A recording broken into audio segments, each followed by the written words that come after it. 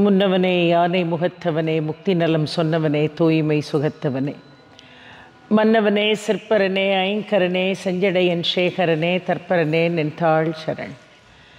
வாக்குண்டாம் நல்ல மனமுண்டாம் மாமலராள் நோக்குண்டாம் மேனி நுடங்காது பூக்கொண்டு துப்பார் திருமேனி தும்பிக்கையான் பாதம் தப்பாமல் சார்வார் தமக்கு. மூவிர முகங்கள் போற்றி முகம்பொழி கருணை போற்றி ஏவரும் துதிக்க நின்ற ஈராறு தோள் போற்றி காஞ்சி மாவடி வைகும் செவ்வேள் மலரடி போற்றி அனான் சேவலும் மயிலும் போற்றி திருக்கைவேல் போற்றி போற்றி. அருள்மிகு ஸ்ரீ ஆதிபராசக்தி தேவஸ்தானம் ஸ்ரீ கனகதுர்கா ஆலய பிரம்மோற்சவ விழாவை 25ஆம் ஆண்டு நிறைவு விழாவை மிக சீரோடும் சிறப்போடும் பக்தி சிரத்தையோடும் ஏற்பாடு செய்து நடத்தி கொண்டிருக்கக்கூடிய விழா குழுவை சார்ந்த சான்றோர் பெருமக்களே, எங்கள் அன்பிற்கும் மரியாதைக்கும் பாராட்டுதலுக்கும் வணக்கத்திற்கும் உரிய ஐயா உயர் திரு சந்திரமௌலீஸ்வரர் அவர்களே, அவர்களுடன் இணைந்து ஆலய கைங்கரியங்களை செய்து கொண்டிருக்கக்கூடிய சிவாச்சாரிய பெருமக்களே, இன்றைய நிகழ்வினுடைய உபயதாரர் அவர்களே, இங்கே திரளாக வருகை தந்திருக்கின்ற பெரியோர்களே, தாய்மார்களே, இளைஞர்களே, சின்னஞ்சிறார்களே, உங்கள் அத்துணை பேருக்கும் இதற்கு என்னுடைய பணிவான வணக்கத்தை தெரிவித்துக் கொள்கிறேன். இன்றைய தினம் நாம் மிக அருமையான ஒரு தலைப்பை பற்றி நாம் சிந்திக்க இருக்கிறோம். நீங்கள் எல்லோரும் ஒரு பாடலை செவிமடுத்து கேட்டிருப்பீர்கள். மாங்காடு வாருங்கள் மனம் குளிரப் பாடுங்கள் மாங்கல்யம் காத்திடுவாள் மகிமை பல புரிந்திடுவாள் மாங்காடு வாருங்கள் என்று ஒரு பாடலை நிச்சயமாக நீங்கள் கேட்டிருப்பீர்கள். இன்றைக்கு அந்த மாங்காடு காமாட்சி அம்மனை பற்றி தான் நாம் சிந்திக்கப் போகிறோம். இந்த 16 நாட்கள் சொற்பொழிவிலே எந்தெந்த ஆலயங்கள் வருகிறதோ, நீங்கள் இந்தியா வருகின்ற பொழுது மறக்காமல் அந்தந்த ஆலயங்களுக்கு நீங்கள் சென்று தரிசனம் செய்ய வேண்டும் என்பது என்னுடைய தாழ்மையான வேண்டுகோள். ஆக இந்த புனிதமான ஸ்தலங்களையெல்லாம் நீங்கள் தரிசனம் செய்ய வேண்டும் என்பது என்னுடைய தாழ்மையான வேண்டுகோள். மாங்காடு காமாட்சி அம்மனை வாழ்க்கையில் ஒரு நாளாவது சென்று தரிசனம் செய்ய வேண்டும். அவ்வளவு அற்புதங்கள் நிறைந்த ஒரு ஸ்தலம். எம்பெருமான் சிவன், அவனுடைய அனுக்கிரகம் இல்லாமல் இந்த உலகத்தில் எதுவுமே நடக்கப் போவதில்லை. அவனுடைய அருள் மழையினால், அவனுடைய அனுக்கிரகத்தினால் இந்த உலக உயிர்கள் அத்தனையும் சேமமாக வாழ்கிறது. அவனுடைய அருட்பார்வை ஒவ்வொரு ஜீவராசிகள் மீதும் விழ வேண்டும். அவனுடைய அருட்பார்வை விழுந்தால்தான் நம்மால் மகிழ்வாக என்ன செய்ய இயலும், வாழ இயலும். அவன் அருள் மழையை நம்மீது பொழிய வேண்டும். அருள் மழையை பொழிந்தால்தான் நம்மால் மகிழ்ச்சியாக என்ன செய்ய இயலும், வாழ இயலும். அதில் எந்த விதமான மாற்று கருத்தும் இல்லை. ஒரு முறை கைலாயத்திலே அம்பாளும் சிவனும் வீற்றிருக்கின்ற பொழுது அம்பாள் கேட்டா, எல்லாருக்கும் இன்னைக்கு படி இழந்துட்டீங்களான்னு கேட்டா. எல்லாருக்கும் படி இழக்கிறது யார்? எம்பெருமான் சிவன். எல்லாருக்கும் படி இழந்துட்டீங்களா அப்படின்னு கேட்டா. எல்லாருக்கும் படி இழந்துட்டேன். கொஞ்ச நேரம் கழித்து திரும்பவும் கேட்டா, எல்லா ஜீவராசிகளுக்கும் பழி இழந்துட்டீங்களா அப்படின்னு கேட்டா. சிவன் சொன்னார், எல்லா ஜீவராசிகளுக்கும் நான் படி இழந்துட்டேன், ஒருத்தர் பாக்கி இல்லாமல் எல்லாருக்கும் படி இழந்துட்டேன்னு சொன்னார். அப்படியா அப்படின்னு கொஞ்ச நேரம் கழித்து மீண்டும் அதே கேள்வியை கேட்டார். ஐயா எல்லாருக்கும் படி இழந்துட்டீங்களா அப்படின்னு கேட்ட உடனே, என்னம்மா கேட்டதே திரும்ப திரும்ப கேட்கிற, நான் எல்லாத்துக்கும் படி இழந்துட்டேன், ஒரு உயிர் கூட பசியோடு இல்லை அப்படின்னு சொல்லி சிவன் சொன்னார். ஏன் அம்பாள் திரும்ப திரும்ப அந்த கேள்வியை கேட்டான்னா, ஒரு சின்ன ஒரு குவளை எடுத்து அதுக்குள்ளே ஒரு எறும்பை பிடிச்சி போட்டு பூட்டி வச்சிருந்த அம்பாள். அதுக்குள்ளே எந்த ஆகாரமும் கிடையாது. எறும்பை மட்டும் எடுத்து உள்ளே போட்டு குவளையை மூடி கொஞ்சம் தூரத்தில் வச்சுருந்தா. திரும்ப திரும்ப கேட்டா, எல்லாருக்கும் படி இழந்துட்டிங்களா? ஆமாம், எல்லாருக்கும் படி இழந்துட்டேன்.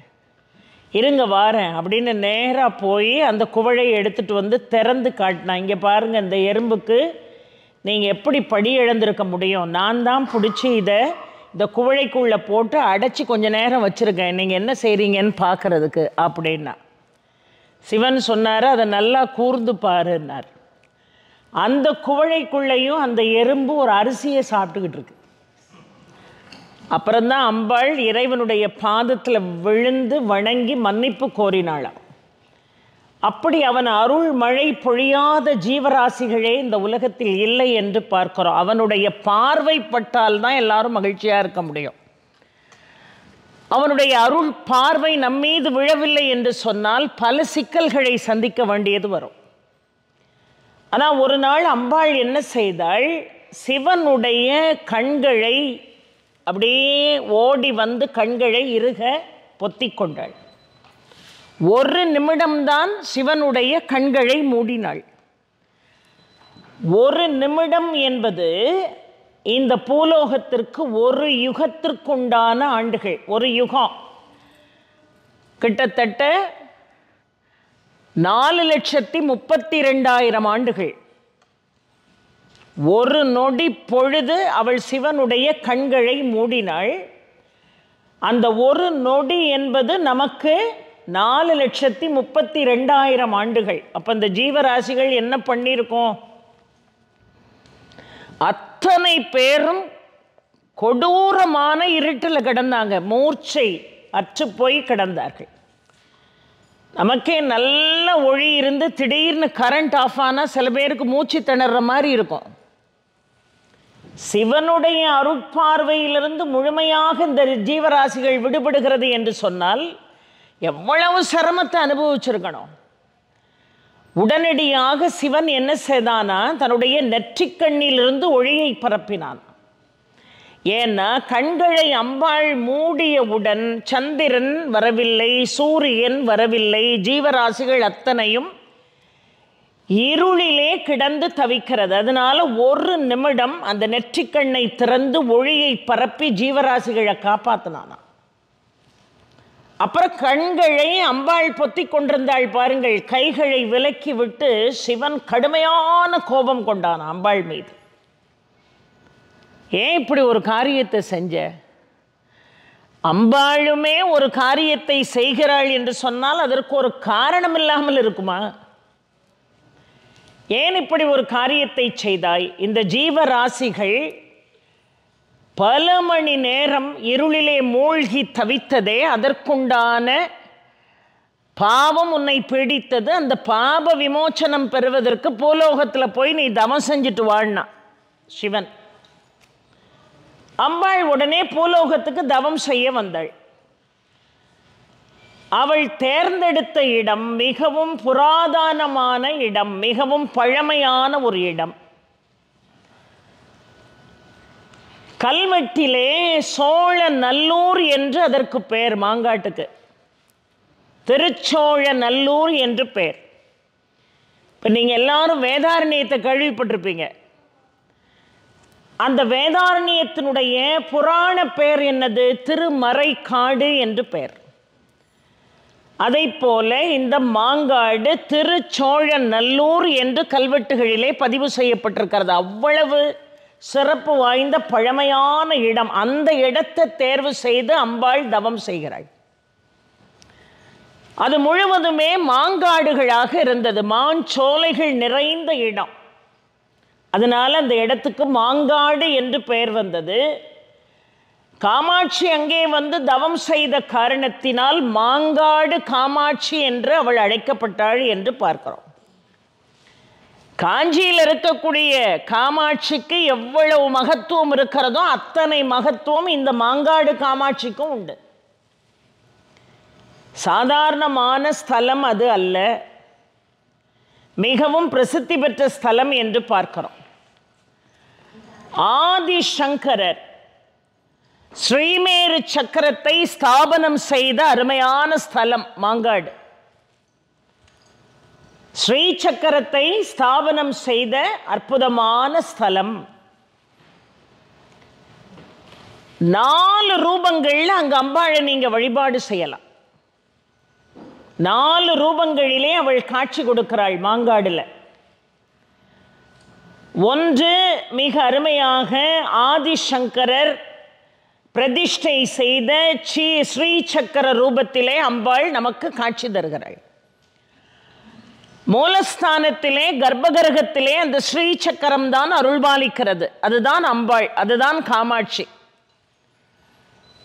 அதை ஆதிசங்கரர் பிரதிஷ்டை செய்கிறார்.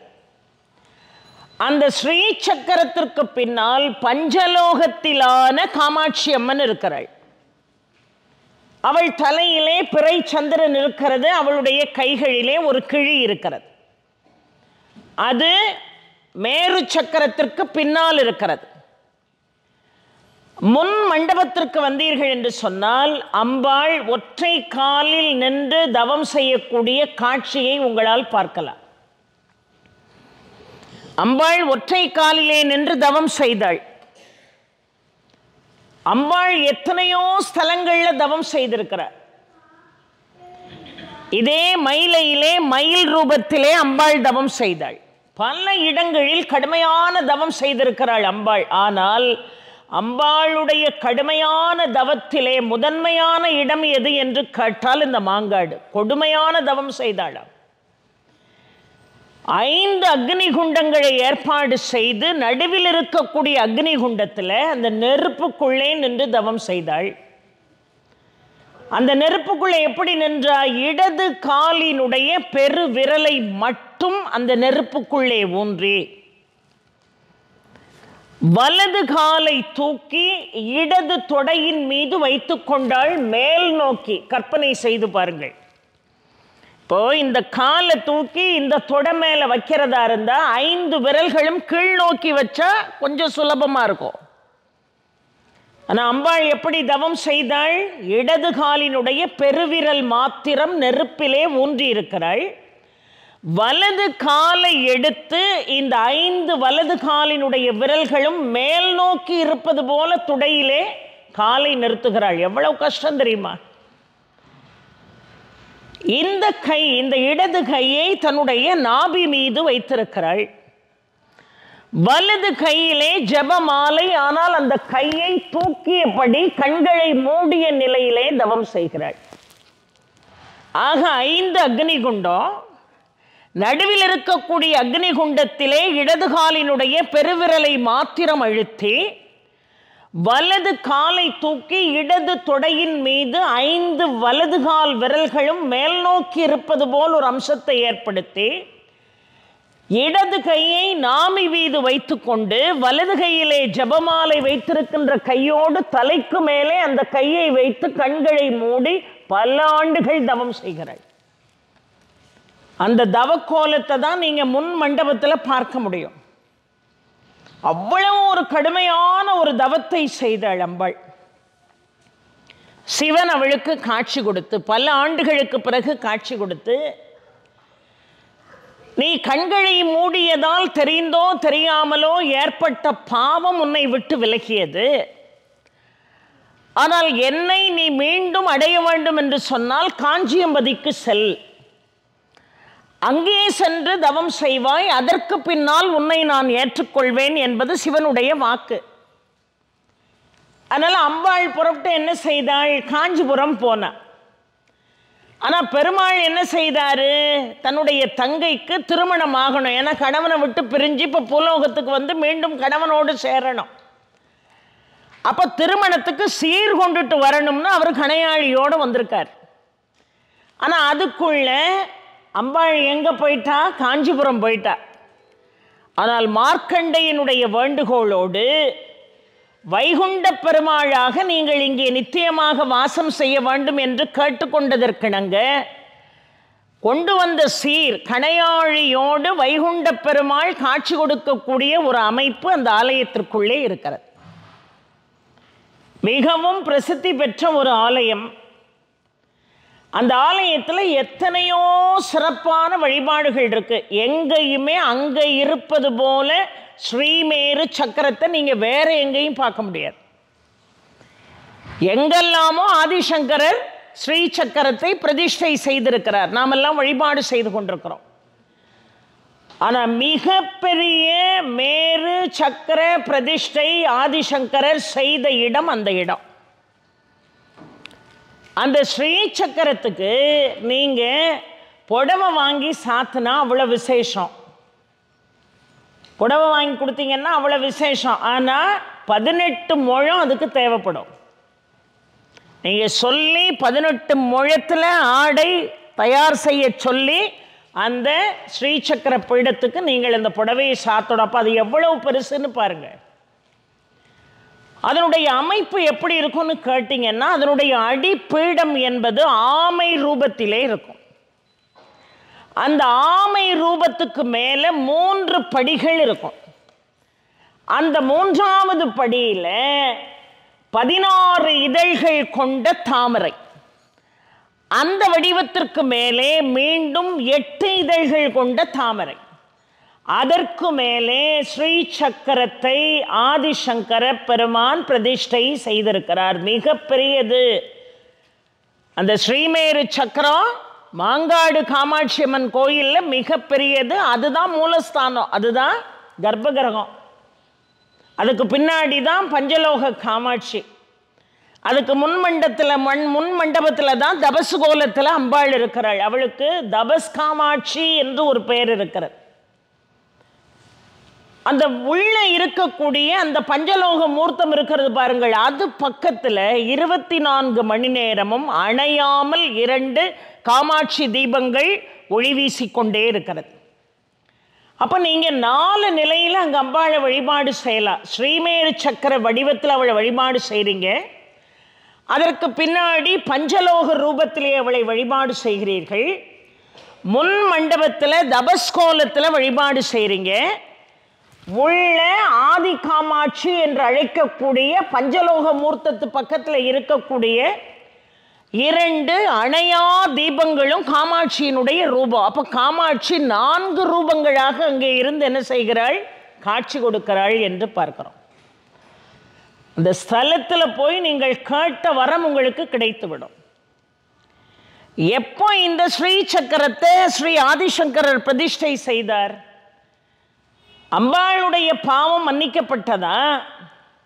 நீ காஞ்சியம்பதிக்கு செல், அங்கே உன்னை நான் ஏற்றுக்கொள்வேன் என்று இறைவன் வாக்கு கொடுக்கிறான். தவம் முடிந்து இறைவனுடைய அனுகிரகத்தை பெற்ற பிறகு அம்பாள் புறப்பட்டு காஞ்சிபுரம் செல்கிறாள். ஆனாலும் அவளுடைய கடுமையான தவத்தின் காரணமாக ஒற்றை காலில் நின்று உக்கிரமாக தவம் செய்தாள் பாருங்கள். அதனால அந்த பகுதி முழுவதுமே வறண்டு போச்சான். மழை இல்லாமல் நெருப்பினுடைய பிழம்பு அந்த இடத்தையே பாதிச்சு மழையே இல்லாமல் அந்த பகுதியே வறண்டு போன காரணத்தினால் அம்மாள் இடம் பெயர்ந்த பிறகும் அந்த உக்கிரம் அந்த இடத்தை தாக்கின காரணத்தினால ஆதிசங்கரர் ஸ்ரீமேரு சக்கரம் என்கின்ற ஸ்ரீ சக்கரத்தை பிரதிஷ்டை செய்து அம்பாளுடைய மனதை குளிர்வித்தார் என்று பார்க்கிறோம். அந்த ஸ்தலத்தில் பல விசேஷங்கள் இருக்கிறது. அந்த ஸ்ரீ சக்கரம் எப்படி இருக்குதா, 43 திரிகோணங்களை கொண்டது அந்த ஸ்ரீ சக்கரம்.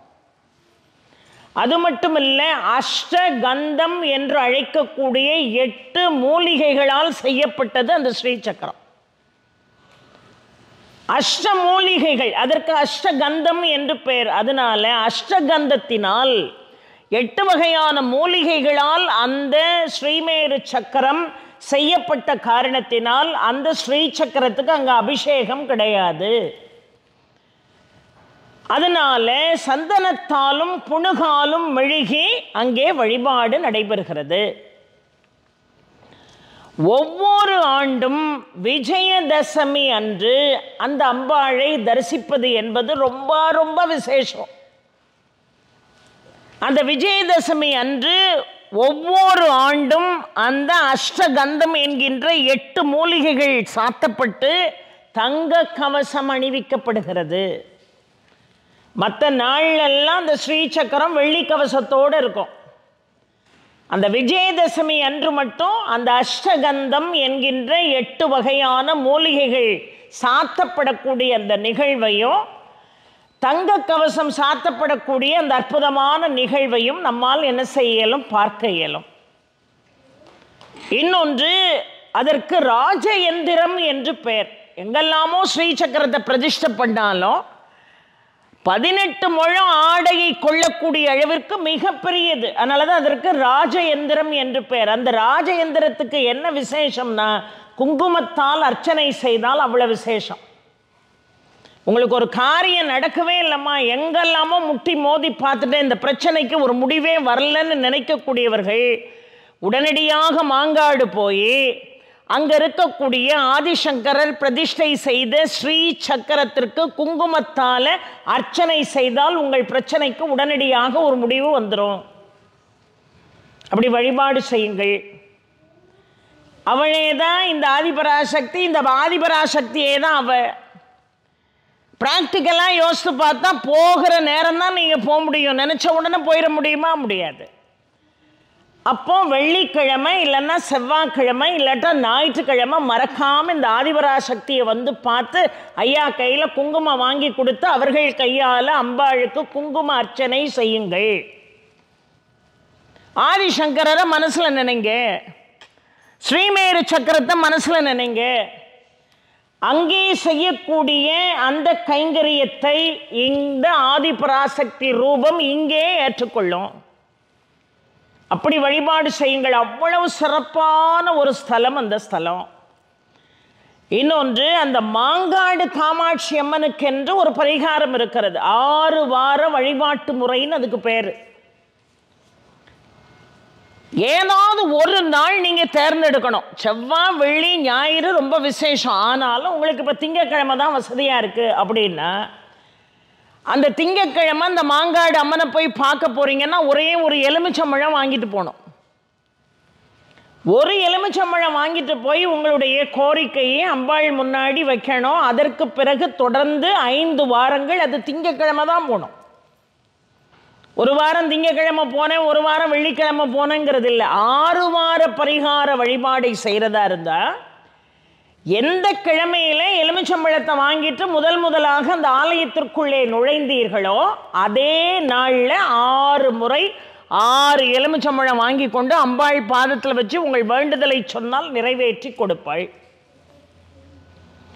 கன்னி பெண்கள் எல்லாம் மஞ்சள் கயிறு வாங்கிட்டு போய் அம்பாளுடைய பாதத்தில் வைக்கணும். அங்கே இருக்கக்கூடிய ஸ்தல விருட்சத்தில் போய் அந்த மஞ்சள் கயிறை கட்டினால் நல்ல வரன் அமையும்.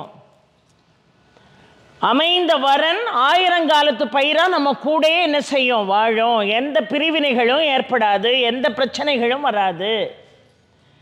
குழந்தை பாக்கியம் வேண்டும் என்று நினைப்பவர்கள் அந்த மாங்காடு காமாட்சி அம்மன் ஆலயத்தில் போய் தொட்டில் கட்டி வேண்டுதல் செய்யணும். நல்ல குழந்தைகள் பிறக்கும். குங்கும அர்ச்சனை செய்கின்ற பொழுது மாங்கல்ய பலத்தை கேட்கலாம், அதே நேரம் பதவி உயர்வை கேட்கலாம், வேலை கிடைக்கலன்னா வேலை கேட்கலாம், நோய் நீங்க வேண்டும் என்று அவளிடம் வழிபாடு செய்தால் நோய் முற்றிலுமாக நீங்கி போகும். இன்னொன்று, கைலாயத்திலிருந்து இந்த பூலோகத்துக்கு எதுக்கு வந்தானா மீண்டும் சிவனை அடைய வேண்டும், சிவனை திருமணம் செய்ய வேண்டும் என்று வந்தாள், தவம் செய்தாள். அப்போ நல்ல கணவன் அமைய வேண்டும், நல்ல மாங்கல்ய பலம் வேணும்னு சொன்னால் அங்கே இருக்கக்கூடிய அந்த தவக்கோலத்தில் இருக்கக்கூடிய ஒற்றை காலில் நின்று கொண்டு தவம் செய்யக்கூடிய அம்பாளுக்கு எலுமிச்சம்பழம் மாலை வாங்கி சாத்தி வழிபாடு செய்தால் பிரார்த்தனை உடனடியாக நிறைவேறும். அவ்வளவு சிறப்பு அம்சம் அந்த ஆலயத்திலே இருக்கிறது என்று பார்க்கிறோம். இன்னொன்று, நிறைமணி தரிசனம் என்று ஒரு தரிசனம் அங்கே உண்டு அந்த மாங்காடு காமாட்சி அம்மன் ஆலயத்தில். அந்த நிறைமணி தரிசனம் என்ன, அது எந்த மாதம் நடக்கும்? எல்லா மாதமும் பௌர்ணமி வரும். ஆனால் அந்த நிறைமணி தரிசனம் புரட்டாசி மாதம் வரக்கூடிய பௌர்ணமியில் தான் ரொம்ப விசேஷம். அந்த புரட்டாசி மாதம் வரக்கூடிய பௌர்ணமியில் மாலை வேளையில், பௌர்ணமி கண்டிப்பாக இருக்கணும். சில நாள் பௌர்ணமி முன்னாடி தொடங்கி பகல்லே முடிஞ்சிடும், அப்படி இருக்கக்கூடாது. மாலை நேரத்தில் என்ன இருக்கணும்? பௌர்ணமி இருக்கணும். அந்த மாலை நேரத்தில் இருக்கக்கூடிய அந்த பௌர்ணமி வேளையில் 9 கலசங்களிலே அம்பாளை ஆவாகனம் செய்து ஹோமம் நடத்தி அந்த ஸ்ரீ சக்கரத்திற்கு புஷ்பாஞ்சலி செய்வதற்கு பேர் தான் நிறைமணி தரிசனம். அந்த நிறைமணி தரிசனத்தை ஒரே ஒரு தடவை பார்த்துட்டிங்கன்னா எப்பேற்பட்ட கடனும் இருக்காமல் ஓடி போயிடும். அம்மா கடன் என் கழுத்தை நெருக்கி நேராக போய் நிறைமணி தரிசனத்தை புரட்டாசி பௌர்ணமியில் பார்த்துட்டு வந்துருங்க. கடன் நீங்குவதோடு செல்வமும் பெருகும். செல்வம் என்ன செய்யும்? பெருகும். நிறைமணி தரிசனத்தை பார்த்தா அந்த செல்வத்தை அனுபவிப்பதற்கு ஏற்றார் போல நல்ல உடல்நிலையும் கிடைக்கும். அப்போ 9 கலசங்களில் 9 அதாவது நவசக்திகளை ஆவாகனம் செய்து ஹோமம் வளர்த்து புஷ்பாஞ்சலி செய்து ஸ்ரீசக்கரத்தை ஸ்ரீசக்கரத்தை குங்குமார்ச்சனை செய்து வழிபாடு செய்தால் மிகப்பெரிய பலன் நம்மை வந்து சேரும் என்று பார்க்கிறோம். அவ்வளவு அருமையான ஸ்தலம் அந்த மாங்காடு ஸ்தலம். அங்கே உட்கார்ந்து நீங்கள் உங்களுக்கு என்ன தெரியுமோ போன உடனே கோயிலில் எந்த கோயிலுக்கு போனாலும் போய் தரிசனம் பண்ணிவிட்டு உடனே அர்ச்சனை பண்ணிவிட்டு உடனே கிளம்பிடக்கூடாது. ஏன்னா அவ்வளவு பாசிட்டிவ் எனர்ஜி இருக்கக்கூடிய இடம் ஆலயம். ஆலயம் தொழுவது சாலமும் நன்று. ஐயா காலில் விழுந்து எத்தனை முறை வணங்கினாலும் தகும். உள்ளே நுழையும் போது இன்னைக்கு தான் சரி மெதுவாக அந்த கண்ணாடியை பார்ப்போமே அப்படின்னு கண்ணாடியில் என்னை பார்த்துட்டு வந்தேன். ஏன்னா ஒரு ப்ரெசன்டபுளாக வந்து உட்காரணுமா இல்லையா? பக்கத்தில் எழுதி போட்டிருக்கு ஆலயம் தொழுவது சாலமும் நன்று. அடுத்தாப்பில் ஒரு வார்த்தை எழுதி போட்டிருக்கு, தயவு செய்து தலைமுடியே விரித்து போட்டுட்டு கோயிலுக்குள்ளே வராதிங்க. எழுதி போட்டிருக்கீங்களா இல்லையா ஐயா? ஏன் எழுதி போட்டாங்க? தலைமுடியை ஏன் விரித்து போட்டுட்டு வரக்கூடாது? இன்றைக்கெல்லாம் அந்த லூஸ் ஹேர் அது ரொம்ப ஃபேஷனாக இருக்குது நமக்கு. இன்னொன்று முடியும் இல்லை, நல்ல பின்னி இவ்வளோ தூரத்துக்கு சடை போட்டு பூ வைக்கிறதுக்கு முடியையும் காணும். ஆனாலும் அந்த காலத்தில் குளிச்சுட்டு வந்த உடனே நம்ம வீட்டில் இருக்கக்கூடிய பெரியவர்கள் ஒரு குளிச்ச சடையாவது போடும்பாங்க. பார்த்துருக்கீங்களா? அம்மாலாம் உட்காந்துருக்காங்க, இப்படி 2 முடி எடுத்து நடுவில் ஒரு ஒத்த ஹேர்பின்னாவது போடணும். தலைமுடியை விரித்து போடக்கூடாது. கண்ணகி தலைமுடியை எப்போ விரித்து போட்டிருந்தா? சீதை தலைமுடியை எப்போ விரித்து போட்டிருந்தா? பாஞ்சாலி தலைமுடியை எப்போ விரித்து போட்டிருந்தா? தலை சடையோட ஒரு கேது வீட்டுக்குள்ளே நுழைவோம், அந்த வீட்டுக்குள்ளே நுழைஞ்ச உடனே சடையை பிரிச்சுருவோம், தலைமுடியை விரிச்சிட்டு தான் உள்ளே போவோம். அப்போ மங்களமான சூழலில் தலைமுடி விரிக்கப்படல் ஆகாது. அமங்கலமான சூழ்நிலைக்குத்தான் தலைமுடியை விரித்து போடுவோம். ஆனால் இன்றைக்கி 24 hours தலைமுடியை விரித்து போட்டுட்டு அலையிறோம்னா மங்களம் நம்மளை தேடி எப்படி வரும்? எப்படி வரும்? யோசித்து பாருங்கள். தலைமுடி அப்படியே விரித்து போட்டுட்டு வந்து கோயிலில் நிற்கிறீங்க, பின்னாடி ஆள் நிற்கும், முன்னாடியும் ஆள் நிற்கும். ஏன் விரித்து போட்டுட்டு வரக்கூடாதுன்னு சூட்சமமாக நம்ம ஐயா அங்கே எழுதி போட்டிருக்காங்க. என்ன காரணம்? இப்போ தலைமுடியை விரித்து போட்டுட்டு நான் நிற்கிறேன்னு வைங்க, கோயிலுக்குள்ளே தலைமுடியை விரித்து போட்டுட்டு வரக்கூடாது. இன்னொன்று ரொம்ப அழகாக எழுதி போட்டாங்க, தயவு செய்து எல்லாரும் கொஞ்சம் ட்ரெடிஷ்னல் ட்ரெஸ்ஸில் நீட்டாக வாங்கன்னு எழுதி போட்டிருக்கு. அல்ட்ரா மாடர்னாக வராதிங்க, கொஞ்சம் மாடஸ்டாக வாங்க, அதான பொருள்.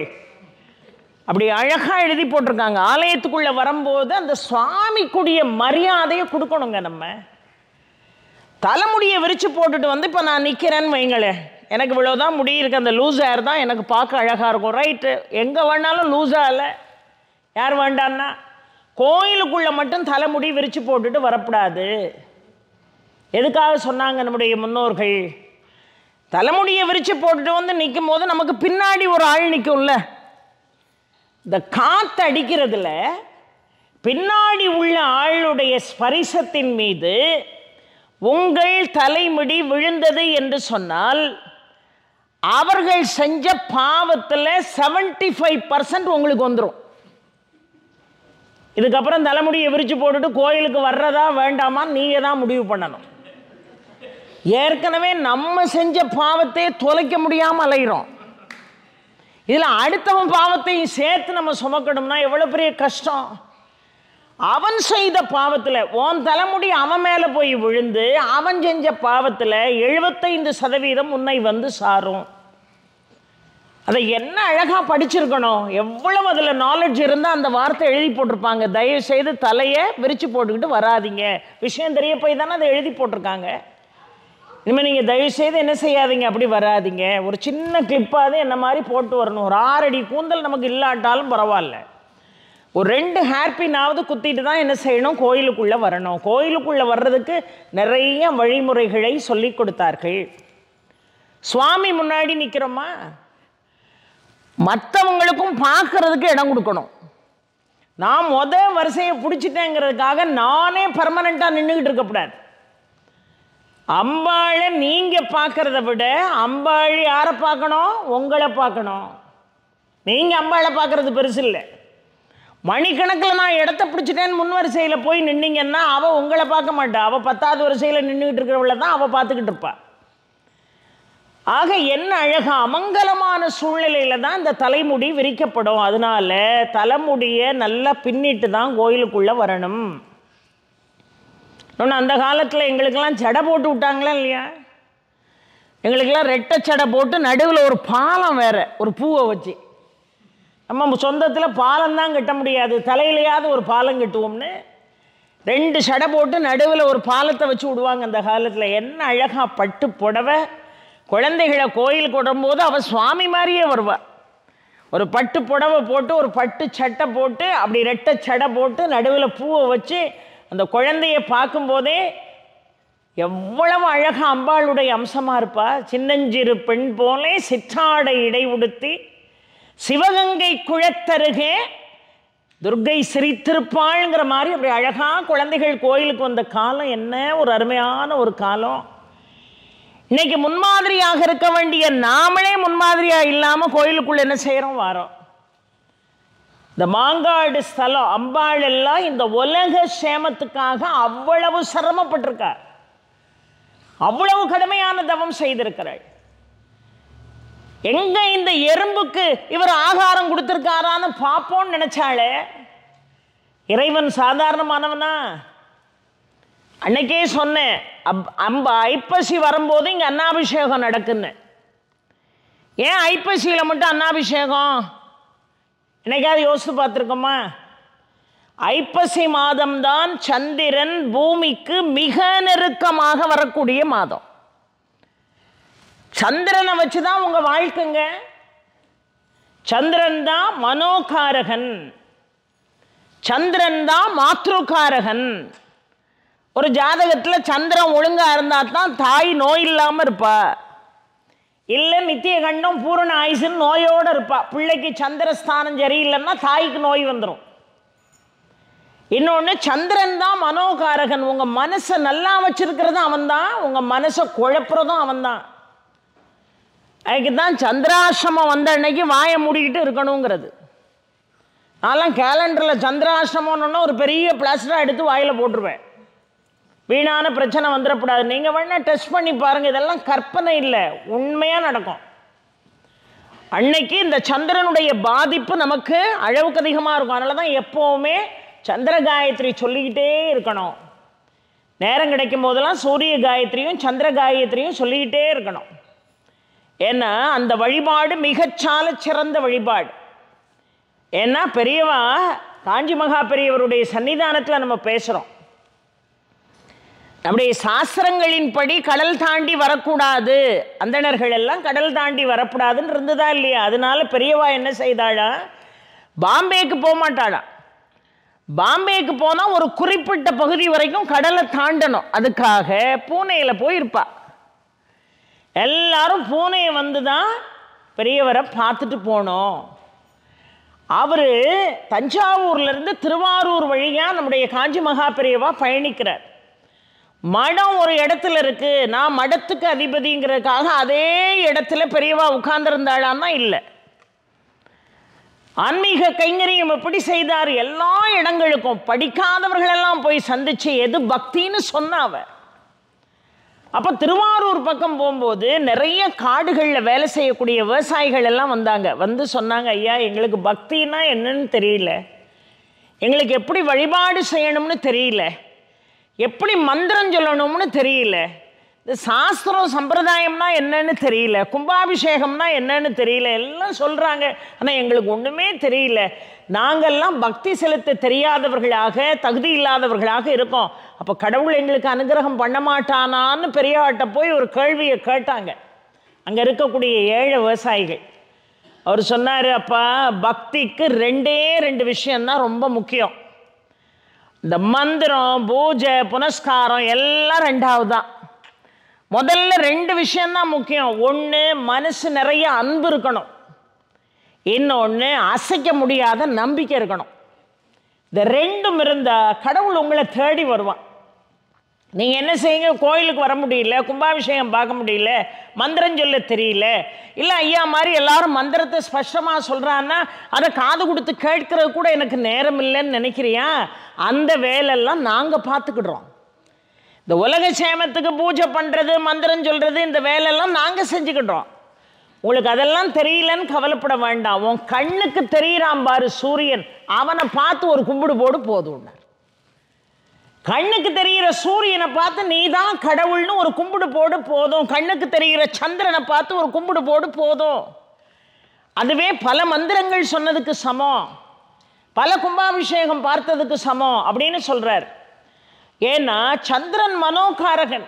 இப்போ சூரியன் எப்படி பித்ருக்காரகனோ அது மாதிரி சந்திரன் என்பவன் மனோகாரகன் என்று சொல்கிறோம். இந்த சந்திரன் பூமியை நெருங்கக்கூடிய மிகச்சிறந்த மாதம் ஐப்பசி மாதம். இப்போ ஆகாயம் இருக்குது, பஞ்சபூதங்களில் ஆகாயம் இருக்குது. ஆகாயத்தில் தான் உங்களுக்கு காற்று உருவாகணும், காற்றை வச்சு தான் நெருப்பு உருவாகணும். சந்திரனுக்குரிய தானியம் எது? வெள்ளையாக இருக்கிற அரிசி. அதை எதில் போட்டு பொங்குறோம்? தண்ணியில் போட்டு பொங்குறோம். அப்போ அது என்னவா மாறுது? சாதமாக மாறுது. அப்போது ஆகாயம், காற்று, நெருப்பு, நீர், பூமி 5 பூதங்களுக்கும் அதுக்கும் சம்பந்தம் இருக்கா இல்லையா? 5 பூதங்களோடு வழிபாடு செய்தால், ஏன்னா 5 தத்துவம் தான் நம்முடைய உடல். இந்த உடலே 5 பூதங்களுடைய தத்துவம் தான். இந்த உலகமே 5 பூதங்களுடைய தத்துவம் தான்.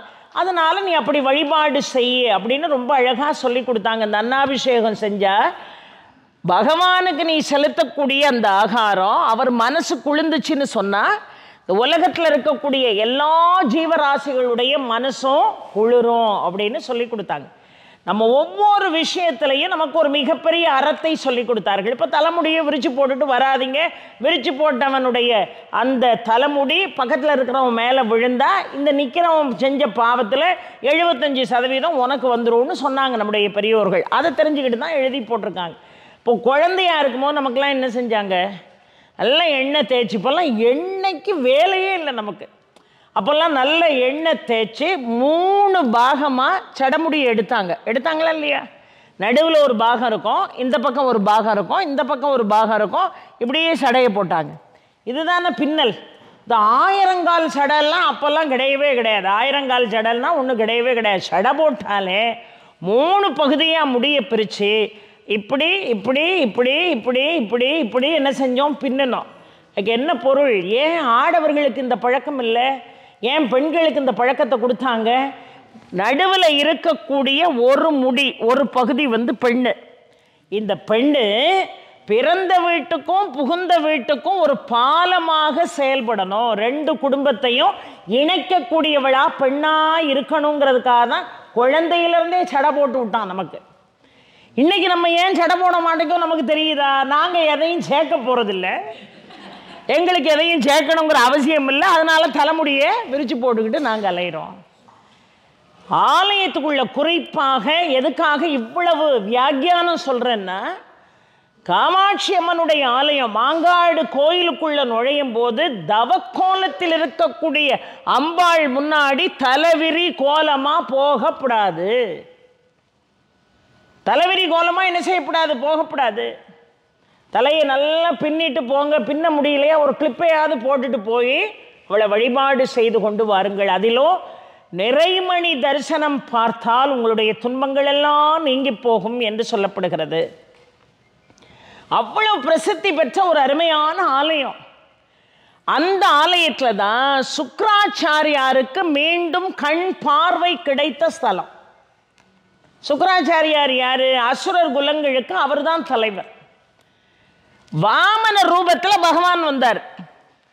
வாமன ரூபத்தில் பகவான் வந்து என்ன கேட்டார்? 3 அடி மண் கேட்டார். யாருக்கிட்ட? மகாபலி சக்கரவர்த்திகிட்ட. அந்த வாமன ரூபம் எப்படி இருந்தது? ஆள் ரொம்ப குட்டையாக இருப்பார் பகவான்.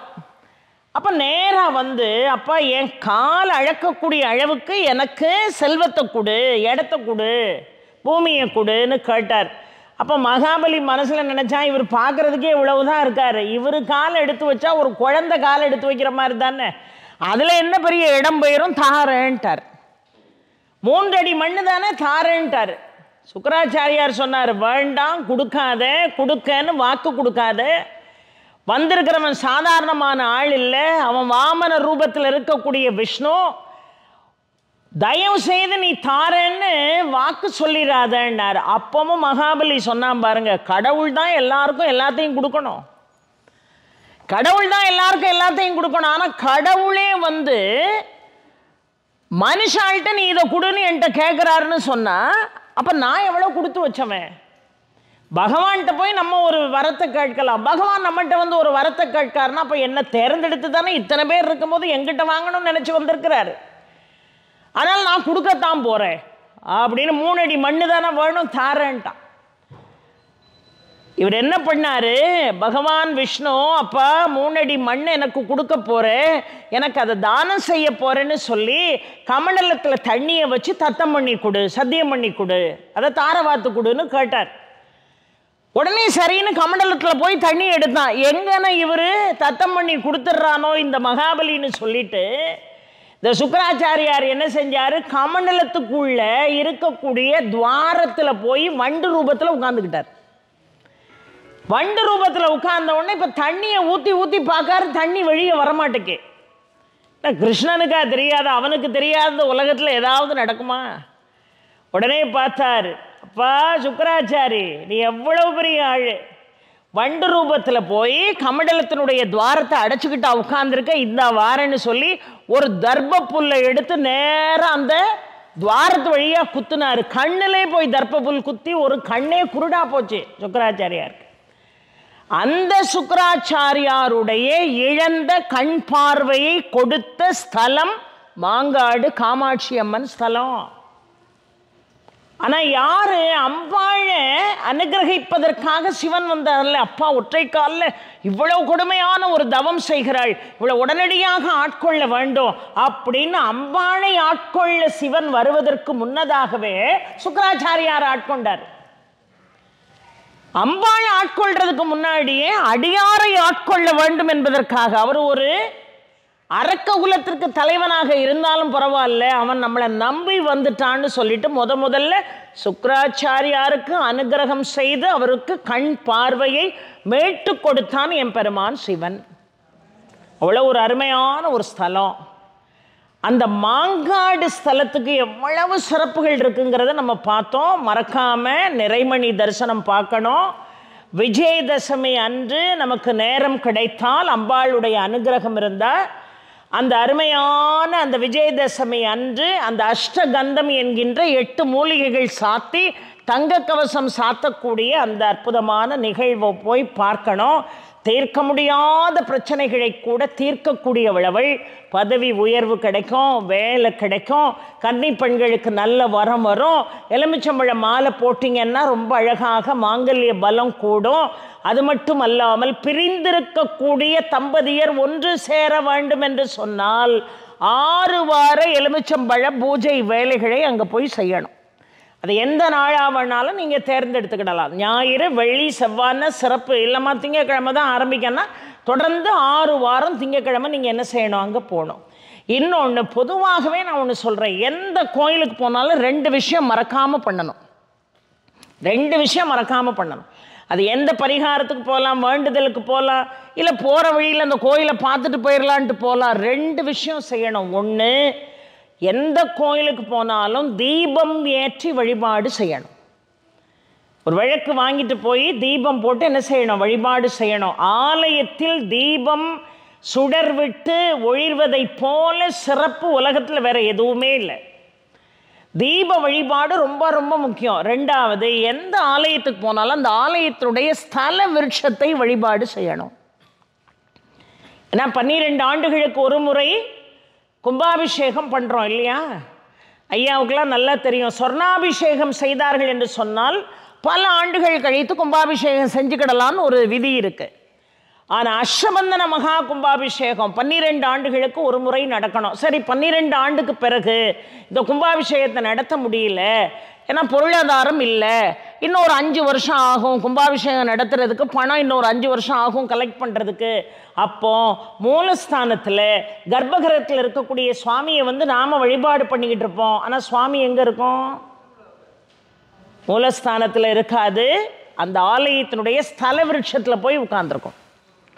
ஸ்தல விருட்சத்தில் போய் உட்கார்ந்துருக்கோம். அதனால தான் எந்த ஊருக்கு எந்த நாட்டுக்கு நம்ம வந்தாலும் இங்கே கும்பாபிஷேகம் நடந்திருக்கான்னு கேட்டு நம்ம வழிபாடு செய்ய முடியாது. அப்போ அதை ஒரு பழக்கமாகவே வச்சுக்கிடணும். எங்கே வந்தாலும் ஸ்தல விருட்சத்தை வழிபாடு செய்யணும். ஆனால் ஒன்று, ஸ்தல விருட்சத்தை தொடாமல் வழிபாடு செய்யணும். ஏன்னா சுவாமி வேறு, ஸ்தல விருட்சம் வேறு அல்ல. நீங்கள் தொட்டு வழிபாடு செய்யக்கூடாது. சில பேர் கோயிலில் நான் பார்த்துருக்கேன், இவாழா சூடத்தை வாங்கி கையில் வச்சுக்கிட்டு ஒவ்வொரு சன்னிதானமாக ஏற்றி வழிபாடு செஞ்சுட்டு போவாங்க. அதுக்குன்னு ஆலயத்தில் ஒரு இடம் இருக்குது, அதில் வச்சு நீங்கள் என்ன செய்யுங்க, சூடை ஏற்றி வழிபாடு செய்யுங்க. இல்லை சுவாமி கையில் நெய் வாங்கி கொடுங்க, சுவாமிக்கு எண்ணெய் வாங்கி கொடுங்க. அந்த மாதிரி கொடுத்து வழிபாடு செய்வது ரொம்ப சிறப்பு. எப்பொழுதுமே இந்த அரச மரத்தெல்லாம் சுற்றி வழிபாடு செய்கிறோமா இல்லையா? மாலை நேரத்தில் 2 விஷயத்தை சுற்றப்படாது. ஒன்று அரச மரத்தை, இன்னொன்று புற்றை சுற்றி வழிபாடு செய்கிறதா இருந்தாலும், ஏன்னா மாரியம்மன் இருக்கக்கூடிய இடத்துலலாம் புற்று இருக்கும். புற்ற வழிபாடு செய்கிறதா இருந்தாலும் மாலை பொழுதில் புற்ற வழிபாடு செய்யலாம். ஆனால் புற்றை சுற்றி வரக்கூடாது. அரச மரத்தை வழிபாடு செய்யலாம், காலை பொழுதில் அரச மரத்தை சுற்றி வரலாம். ஆனால் மாலை பொழுது சாய்ந்த பிறகு அரச மரத்தை சுற்றி வரக்கூடாது. இதெல்லாம் நம்முடைய முன்னோர்கள் நமக்கு சொல்லி கொடுத்த அற்புதமான செய்தி. அப்போது அந்த அருமையான மாங்காடு ஸ்தலம் நீங்கள் ஒரு விஷயத்தை வேண்டுனீங்கன்னு சொன்னால் அது உங்களுக்கு கண்டிப்பாக கிடைச்சிரும். சுக்கராச்சாரியாருக்கு கண் பார்வை கிடைத்த ஸ்தலம்.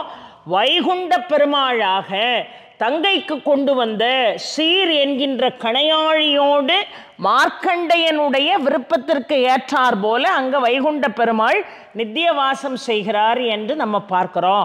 இவ்வளவு சிறப்புகள் அந்த ஆலயத்துக்கு இருக்குது. அந்த ஆலயத்துக்கும் நம்ம காஞ்சி மகா பெரியவாக்கும் நெருங்கிய சம்பந்தம் இருக்குது. ஐயாவுக்கு தெரியாது எதுவும் இல்லை. ஏன்னா கிட்டத்தட்ட 15 ஆண்டுகள் மகா பெரியவாவோடு இருக்கக்கூடிய ஒரு பாக்கியத்தை பெற்றவர்கள். இப்போ நான்லாம் மகா பெரியவரை நேரில் பார்த்ததில்லை. ஆனால் அவரோடு பயணித்தவரை இன்றைக்கு நேரில் பார்க்கக்கூடிய பாக்கியத்தை பல ஆண்டுகள் என்னுடைய வழிபாடு எனக்கு இன்றைக்கி சாதிச்சு கொடுத்துருக்கு. ஏன்னா சாதாரணமான அற்புதத்தை நிகழ்த்துபவர் அவர் அல்ல. நீங்கள் அவர்கிட்ட ஒரு காரியத்தை சொல்லிட்டு போயிட்டீங்கன்னா, ஹரஹர சங்கர ஜெய ஜெய சங்கர, வேற ஒன்றும் சொல்ல வேண்டாம், பெரிய பெரிய மந்திரங்கள்லாம் சொல்ல வேண்டாம். ஹரஹர சங்கர ஜெய ஜெய சங்கரன்னு அவர் முன்னாடி உட்காந்து ஒரு 108 தடவை சொல்லிட்டு ஒரு வேண்டுதலை வச்சுட்டு போங்க, கண்டிப்பாக நடக்கும். ஏன்னா அவர் மிகப்பெரிய ஒரு தீர்க்கதரிசி. இன்னைக்கு வியாழக்கிழமை ஒரு குருவை பற்றி பேசணும், அதுக்காக நான் இதை சொல்கிறேன். ஏன்னா இந்த குரு சிஷ்ய பாவனை என்பது சாதாரணமான விஷயம் அல்ல. இறைவனுக்கு சமமானவர்கள் குரு. அவர்களுக்கு எல்லாம் தெரியும். சுவாமி நம்மகிட்ட நேரில் பேசுமான்னா இல்லை, ஆனால் குரு வாயிலாக சுவாமி நம்மிடம் பேசும். அதனால தான் எல்லாருக்கும் ஒரு குரு வழிபாடு கண்டிப்பாக இருக்கணும். முதல்ல வழிபாட்டை தொடங்கும் போது குலதெய்வ வழிபாட்டில் தொடங்கணும், விநாயகர் வழிபாட்டில் தொடங்கணும். அப்புறம் குரு வழிபாடு செய்த பிறகு தான் மற்ற வழிபாடுகளை நாம் என்ன செய்ய ஆரம்பிக்கணும். அவர் எவ்வளோ பெரிய அற்புதங்களை நிகழ்த்துபவர் என்பதற்கு ஒரு உதாரணம் சொல்கிறேன். இது மாதிரி மடத்தில் எல்லாரும் அவரை தரிசனம் செய்வதற்காக வருவார்கள். எல்லாரும் தரிசனம் செய்வதற்காக வருவார்கள். எந்த பேதமையும் அங்கே கிடையாதுங்க. யார் வேணாலும் போய் நம்பிக்கையோடும் அன்போடும் அவரை என்ன செய்யலாம், தரிசனம் செய்யலாம். அப்போ மகா பெரியவா பூஜெல்லாம் முடிஞ்சு உட்கார்ந்துருக்காங்க. எல்லாரும் அவர்களை பார்ப்பதற்கு வரிசையில் நிற்கிறாங்க. வரிசையில் நிற்கிறவங்க அந்த கூட்டத்தில் ஒரு அம்மாவை பார்த்துக்கிட்டே இருக்காங்க. அந்த அம்மா எப்படி இருக்கான்னு கேட்டிங்கன்னா, கழுத்து நிறைய ருத்ராட்ச மாலை, அப்படி பக்தி பழமாக இருக்கா அந்த அம்மா. அப்படி நெத்தியில் அப்படி ஒரு பெரிய பட்டையை போட்டிருக்கா, அதுக்கு மேலே ஒரு சந்தன பட்டை போட்டிருக்கா, அதுக்கு மேலே குங்குமம் சாத்தியிருக்கா, கழுத்து நிறைய அது ருத்ராட்சம் போட்டிருக்கா, பார்க்க அவ்வளோ மங்களகரமாக இருக்கா. ஸ்படிக மாலையெல்லாம் போட்டுட்டு வரிசையில் நிற்கிறா, பெரிய பட்டுச்சேலை கட்டிட்டு நிற்கிறா. எல்லாரும் அங்கே மகாபெரியவாவை பார்த்துக்கிட்டு இருக்கா. சில பேர் இந்த அம்மாவே பார்த்துக்கிட்டு இருக்கா. எப்படி இவ்வளோ ஒரு பக்திமயமாக இந்த அம்மா இருக்கா. அடையப்பா, தினமும் நித்திய பூஜை மணிக்கணக்கில் பண்ணுவா போல. அந்த தேஜஸ் அந்த முகத்திலே தெரியுது. கழுத்தில் ருத்ராஜம் போட்டதுனால, ஸ்படிகம் போட்டதுனால இந்த தேஜஸ் இப்படி நிறைந்திருக்கேன்னு எல்லாரும் அந்த அம்மாவை பார்த்துக்கிட்டே இருந்தாங்க. ஒவ்வொருத்தராக ஐயாட்ட வந்து ஆசி வாங்கிட்டு பிரசாதம் வாங்கிட்டு போனாங்க. இந்த அம்மாவோட டேர்ன் வந்தது. இந்த அம்மா நேராக போய் அவரை வழிபாடு செய்தவுடனே ஐயா ஏதாவது அந்த பிரசாதம், அவருக்கு தேடி வரக்கூடிய பிரசாதங்களை எல்லாம் கொடுத்துருவாங்க. ஆப்பிள், ஆரஞ்சு, கையில் இருக்கிற ஒவ்வொரு பொருளாக வரக்கூடிய பக்தர்களுக்கு கொடுப்பார். இந்த அம்மா வந்து விழுந்து கும்பிட்ட உடனே ஐயா மாதிரி ஒருத்தரை கூப்பிட்டாரு, இங்கே வாப்பா அப்படின்னு கூப்பிட்டு நேராக உள்ளே போய் ஒரு கூடை நிறைய ஒரு 100 எலுமிச்சம்பழத்தை எடுத்துகிட்டு வா அப்படின்னார். சரின்னு நேராக உள்ளே ஓடி போய் கோரம் இருக்கப்படாது, நல்ல அருமையான எலுமிச்சம்பழமாக 100 எலுமிச்சம்பழம் எடுத்துகிட்டு வானோன்னா அவர் ஒரு கூடை நிறையா ஒரு 100 எலுமிச்சம்பழத்தை எடுத்துகிட்டு வந்தார். வந்த உடனே இதை எடுத்துகிட்டு போ அப்படின்னார். அந்த அம்மா அப்படியே பார்த்தா, உனக்கு தேவையான விஷயம் இல்லை, உனக்கு ரொம்ப தேவையானது இந்த எலுமிச்சம்பழம் தானே, எடுத்துகிட்டு போ அப்படின்னா. அந்த அம்மாவை எல்லாரும் பெரிய பக்தியினுடைய உயர்வான ஒரு அம்மா, இந்த அம்மா பெரிய குரு நமக்குன்னு எல்லாம் வேடிக்கை பார்த்துக்கிட்டு இருந்தான். ஆனால் ஐயா பாருங்கள், இந்த 100 எலுமிச்சம்பழத்தை எடுத்துகிட்டு போ, நீ செய்யக்கூடிய செய்வனைக்கு அது பயனுள்ளதாக இருக்கும்ல. நீ எல்லாருக்கும் பில்லி சூனியம் ஏவல்னு காசுக்காக செய்வனை செஞ்சு தானே நீ பிழைக்கிற. இந்த எலுமிச்சம்பழத்தை எடுத்துகிட்டு போ, உனக்கு பிரயோஜனமாக இருக்கும். செய்வனை வைக்கிறதுக்கு எலுமிச்சம்பழம் ரொம்ப முக்கியம்னார். அந்த அம்மாவுக்கு ஒன்றும் ஓடலை. சுற்றி உள்ளவங்க எல்லாம் அரண்டு போயிட்டாங்க. அப்படியே நடிஞ்சாங்க. ஐயா காலில் விழுந்து என்னை மன்னிச்சிருங்க ஐயா, நீங்கள் சொன்னதை பக்கத்தில் இருந்து பார்த்த மாதிரி சொல்கிறீங்க. இவ்வளவு நாளும் அந்த அபிச்சார மந்திரத்தை சொல்லி தான் நான் காசு சம்பாதிச்சுக்கிட்டு இருக்கேன். எப்படியா உங்களுக்கு இது தெரிஞ்சுது? என்னை மன்னிச்சிருங்கய்யா, என்னை மன்னிச்சிருங்க, தெய்வ வாக்கு என்னை மன்னிச்சிருங்கன்னு காலில் விழுந்து அந்த அம்மா கண்ணீர் விட்டார். அவர் உடனே சொன்னார், நீ என்ன செய்ய, இது வரைக்கும் இந்த பில்லி சூனியத்தால் எத்தனை குடும்பத்தை கெடுத்திருப்ப நீ.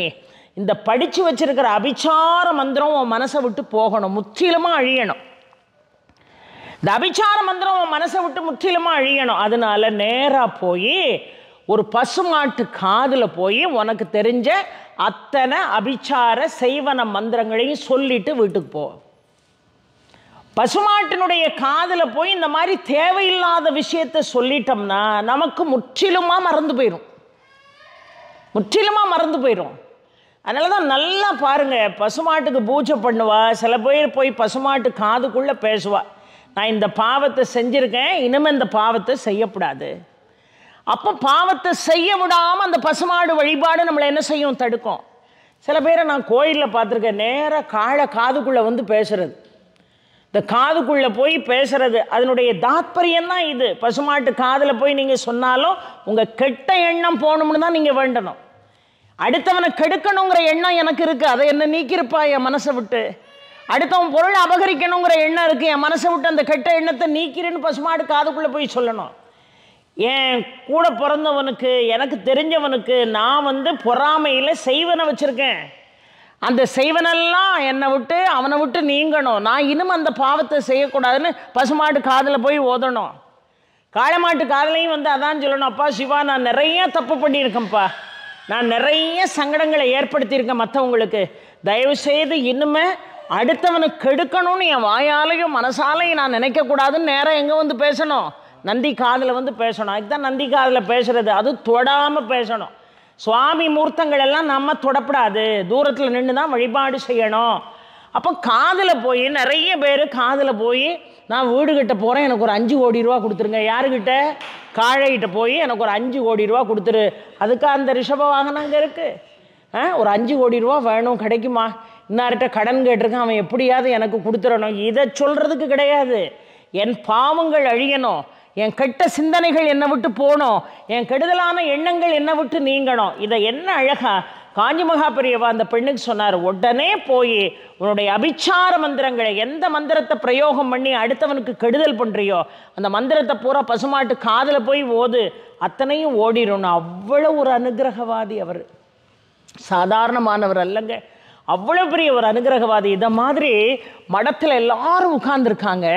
ஒரு அம்மா, கணவனை இழந்த ஒரு அம்மா, அவளும் உட்கார்ந்துருக்கா ஒரு ஓரமாக.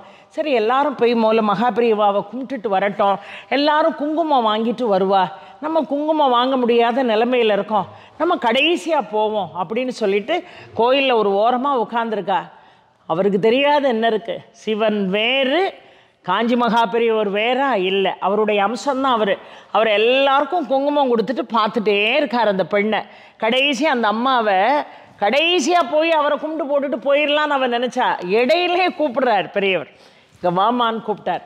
நேரம் அந்த அம்மா வந்த உடனே இந்தா குங்குமம்னு கொடுத்தார், இந்தா குங்குமம் வாங்கிக்கோன்னு கொடுத்தார். உடனே மழைன்னு அழுதுட்டு குங்குமத்தை வாங்க மாட்டேக்கா. பக்கத்தில் ஐயா மாதிரி ஒரு சிவாச்சாரியார் நிற்கார். அவர்கிட்ட போய், ஐயா எனக்கு போய் பெரியவங்க குங்குமம் கொடுக்குறாங்களே, உங்களுக்கு தெரியாது என்ன இருக்குது, எத்தனை வருஷமாக அந்த மடத்துக்கு நான் வாரேன், என் கணவனை இழந்து கிட்டத்தட்ட 15 ஆண்டுகளுக்கு மேலே ஆகுது, என்ன கூப்பிட்டு எதுக்கு குங்குமம் கொடுக்காங்க அப்படின்னு அவர்கிட்ட அப்படி மெதுவாக பேசினா. ஐயா அது பேசினதும் அவருக்கு தெரியாமலா இருக்கும். அவர் பழையபடியும் அம்மாங்க வா குங்குமத்தை வாங்கிக்கோன்னார். சரி சொல்கிறாருல வாங்குங்கன்னு நாங்கள் பக்கத்தில் இருக்கிறவங்க. உடனே அந்த அம்மா குங்குமத்தை வாங்கின பிறகு சொன்னார் பாருங்க, அதை வகுடில் வையின்னு சொன்னார். அந்த பெண்ணை பார்த்து நெற்றி வகுடில் வையினார். பெண்கள் எல்லாருக்கும் ஒன்று சொல்லிட்டு போகிறேன், இந்த மாதிரி சம்பவங்கள், இந்த மாதிரி பிரிவினைகள், இந்த மாதிரி மரணம் உலகத்தில் எல்லாருக்கும் பொதுவான விஷயமா இல்லையா? குங்குமம் கொடுக்காங்களா, வேண்டான்னு சொல்லாதீங்க, வாங்கி இந்த இடத்துல வைங்க குங்குமத்தை. இல்லையா நீங்கள் இந்த இடத்துல வைக்கலாம், ஆணாக இருந்தாலும் பொண்ணாக இருந்தாலும் இந்த இடத்துல கண்டிப்பாக கம்பல்சரியாக குங்குமம் வைக்கணும். இந்த கழுத்து நிறைய ஸ்படிக மாலையை போட்டுட்டு வந்து அபிச்சார வேலையை பூரா செஞ்சது பாருங்க. அதை மாதிரி நம்மளை எவனாவது கெடுக்கணும்னு நினைச்சார்னா, எப்படி நழனுக்கு கால் வழியா சனி பகவான் உள்ள நுழைஞ்சாரோ அதை மாதிரி அபிச்சாரம் நம்மை நெருங்குவது, சகல நரம்பு முடிச்சுகளும் ஒரே இடத்துல இருக்கக்கூடிய 3வது கண் என்று அழைக்கக்கூடிய இந்த நெற்றி பொட்டு தான். அதில் குங்குமம் இல்லாமல் வெளியே போகக்கூடாது. இல்லை கோயிலில் ஹோமம் நடத்துகிறாங்களே, அந்த ஹோமம் மைய இதில் வச்சுட்டு வெளியே போங்க. இதில் தாராளமாக வைக்கலாம், எந்த தப்பும் இல்லை. இதுதான் கணவன் வந்த பிறகு நம்ம வைக்கக்கூடிய இடம். அதனால் இந்த பேதமை பார்க்கறது, ஐயோ இவக்கிட்ட குங்குமம் கொடுக்கலாமான்னு பின்னாடி போய் புரணி பேசுறது, இதெல்லாம் உடனடியாக நிறுத்துங்க. கையில் குங்குமத்தை கொடுத்து நெத்தியில் வையின்னு கூட சொல்லலை, வகுடில் வையினார் ஐயா. இந்த அம்மா ஆடிட்டா, அழுதுட்டா, அவர் காலில் விழுந்து, எப்படியா நான் வைக்கிறது, நான் சொன்னதை செய்யி, குங்குமத்தை வையி அப்படின்னார். சரின்னு குங்குமத்தை வச்சுட்டு விட கிடைக்காமல் வீட்டுக்கு போயிட்டா அந்த அம்மா. ஒரு 15 நாள் கேப்பில், ஒரு 15 நாள் தான் ஆயிருக்கு, 15 வருஷம் செத்து போயிட்டாருன்னு நினச்ச கணவர் வீட்டு வாசலில் வந்து நிற்கார். ஓடியே வந்து அந்த அம்மா கணவனை கூட்டிட்டு. அப்போது கணவன் இறந்து போயிட்டாருன்னு நீ நினச்ச, கணவன் இறந்து போயிட்டாருன்னு உன் குடும்பமே நினச்சிது, மாங்கல்ய பலத்தை இழந்து போன நீ நினச்ச. ஆனால் 15 வருஷமாக வராதவன் எங்கேயோ ஒரு இடத்துல உயிரோடு இருக்காங்கிற விஷயம் காஞ்சி மகாபெரியவா மட்டும் தெரிஞ்சிருக்கு. அதனால தான் அவர் சாகலை, அவர் உயிரோடு தான் இருக்கார். குங்குமத்தை வாங்கி உன் நெற்றி பொட்டில் வையின்னு சுவாமி சொல்கிறாருன்னா, எந்த அளவுக்கு ஒரு அனுகிரகம் செய்யக்கூடிய அற்புதங்களை நிகழ்த்தியவர், எளிமையினுடைய ரூபம். பல இந்த இந்திய தேசத்தில் அவருடைய கால் படாத இடங்களே கிடையாது. ஏதோ நம்ம ஒரு மடத்துக்கு ஒரு மிகப்பெரிய அதிபதி, அதனால் நம்ம உட்கார்ந்த இடத்துல எல்லா காரியத்தையும் சாதிக்கணும்னு நினச்சாங்களா மகாபெரியவா? எந்தெந்த கிராமங்களுக்கெல்லாம் போய் அத்தனை பேருக்கும் மிக அருமையான அற்புதங்களை செய்தவர். சாதாரணமானவர் இல்லை. எல்லாரும் அவங்கள பார்க்க வரும்போது விளைந்த அந்த காய்கறிகளை கொண்டு வருவாங்க, பழங்களை கொண்டு வருவாங்க, சில பேர் அரிசி மூட்டையை கொண்டு வந்து கொடுப்பாங்க. அத்தனையும் பிரித்து ஏழை பாழைகளுக்கு கொடுக்கக்கூடியவர். அவ்வளவு அற்புதம் செய்த அந்த மகா பெரியவருக்கும் நான் இப்போ சொன்ன மாங்காடு காமாட்சி அம்மனுக்கும் நெருங்கின சம்பந்தம் உண்டு. அவரை ஒவ்வொரு வியாழக்கிழமையும் லக்ஷ்மி நாராயணர்னு ஒருத்தர், ஒரு அன்பர் ஐயாவை பார்க்கறதுக்கு காஞ்சிபுரத்துக்கு வருவார். அவர்கிட்ட சொன்னார், அப்பா இன்னைக்கு காலையில் நான் ஒரு கனவு கண்டேன். யார்கிட்ட? லக்ஷ்மி நாராயணன்ட்ட சொல்கிறார். வியாழக்கிழமை தோறும் பெரியவாவை பார்க்க வருவார் அவர்.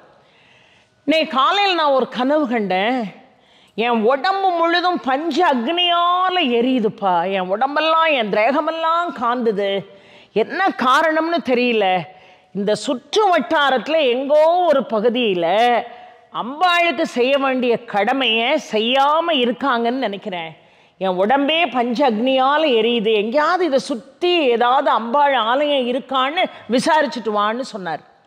சரின்னு லக்ஷ்மி நாராயணர் போயிட்டு அடுத்த வாரம் வியாழக்கிழமை வரார். பழையபடி அவர்கிட்ட சொல்கிறாரு, போன வாரம் நீ என்னை சந்திக்கிறதுக்கு முன்னாடி இந்த பஞ்சாக்னியால் என் உடம்பு எரியிற மாதிரி நான் கனவு கண்டேன். இந்த வாரம் நீ வியாழக்கிழமை வந்திருக்க, இன்னைக்கு விடிய காலம் என்ன தெரியுமா கனவு கண்டேன்னு சொன்னார். என்ன கனவு காண்றாரு? ஒரு யானை பெரியவாவை கூட்டிகிட்டு போகுது. கனவு காண்றார் பெரியவர். ஒரு யானை மகா பெரியவரை கூட்டிகிட்டே போகுது. இவரும் அந்த தும்பிக்கை அவருடைய கைகளை பற்றி கொண்டு போகுது. போயிட்டே இருக்கும்போது அந்த கனவில் பாதி கனவில் அது யானையாக தெரியுது, மீதி கனவில் ஆதிபராசக்தி ரூபத்தில் அம்பாள் தெரியுறா. அம்பாள் கையை பிடிச்சி கூட்டி கொண்டு போய் ஒரு குறிப்பிட்ட இடம் வரைக்கும் போயிட்டு ஒரு மணல் பாதை திரும்புகிறது. அந்த மணல் பாதை போன உடனே அந்த யானை காணாமல் போயிட்டு அம்பாள் ரூபம் காணாமல் போயிட்டு, அப்பா இந்த பகுதியில் தான் ஏதோ ஒரு கோவில் இருக்கிறது, அதை உடனடியாக கண்டுபிடிக்கணும் அப்படின்னு பழையபடி நேரம் மடத்தில் உட்கார்ந்துக்கிட்டு ஆர்டர் போடலை. அவர்லாம் சாதாரணமானவரா? மடத்தில் உட்கார்ந்துக்கிட்டு அந்த ஆர்டரை போடலை. அந்த காட்டுக்குள்ள எங்கே இந்த வட்டத்தில் எங்கேயோ ஒரு அம்பாளுடைய ஆலயம் இருக்குது, அதை கண்டுபிடிக்கிற வரைக்கும் நான் மடத்துக்கு போக மாட்டேன்னு அந்த காட்டுக்குள்ளே ஒரு மாட்டு தொழுவம் இருக்குது, அதில் போய் படுத்து கிடக்கார். இப்படியெல்லாம் மகானை இப்போ பார்க்க முடியுமா? அந்த மாட்டு தொழுவத்தில் போய் படுத்திருக்காரு. படுத்திருந்தா இவருக்கு மிக அருமையாக தோன்றுகிறது, இந்த ஏரியாவில் தான் ஒரு சுவாமி, ஒரு அம்பாளுடைய ஆலயம் இருக்கிறது என்பதை அதற்கு பிறகு தன்னுடைய ஜபத்தாலும் தவத்தாலும் கண்டுபிடிச்சி அந்த பகுதியில் இருக்கக்கூடிய ராமகிருஷ்ண முதலியார்னு ஒருத்தர், அந்த மணலி பகுதியை சேர்ந்த ராமகிருஷ்ண முதலியாரை கூப்பிட்டு, அப்பா உடனடியாக சம்ரோஷணம் செய்யணும் அந்த கோயிலுக்கு, உடனடியாக ஏற்பாடு பண்ணுங்கன்னு எல்லாருமா சேர்ந்து பணம் கலெக்ட் பண்ணி அங்கே இருக்கக்கூடிய பாரம்பரியமான ஒரு சிவாச்சாரியர், ஏகம்பர சிவாச்சாரியார்னு அவருக்கு பேர், அவரையும் கூப்பிட்டு எல்லாருமா சேர்ந்து இந்த இடத்த உடனே சுத்தம் பண்ணுங்கன்னு சொல்லி ஊர் பொதுமக்கள் எல்லாரும் சேர்ந்து அந்த பாம்பு புற்றுகளும் அதுவும் இதுவுமா இருக்குது அந்த காடு கரைகளெல்லாம் சுத்தம் பண்ணி உள்ளே பார்த்தா அருமையான ஒரு கோபுரம் தெரிகிறதுங்க. ஒரு அருமையான கோபுரம் தெரியுது. அதுதான் இந்த மாங்காடு காமாட்சி அம்மனுடைய ஆலயம். அந்த கோபுரம் தெரியுது. உள்ளே போய் பார்த்தா அவ்வளத்தையும் க்ளீன் பண்ணிட்டு பார்த்தா அந்த ஆதிசங்கரர் பிரதிஷ்டை செய்த மகாமேரு சக்கரம் உள்ளே இருக்குது. அப்போ சொல்கிறாரு, இந்த இடம் ஆதிசங்கரர் 10 மாதம் கர்ப்பவாசம் செய்த இடம். பெரியவா சொன்ன வாக்கு, ஆதிசங்கரர் கர்ப்பவாசம் செய்த இடம். கர்ப்பவாசம் செய்த இடம்னா எது, என்ன பொருள்?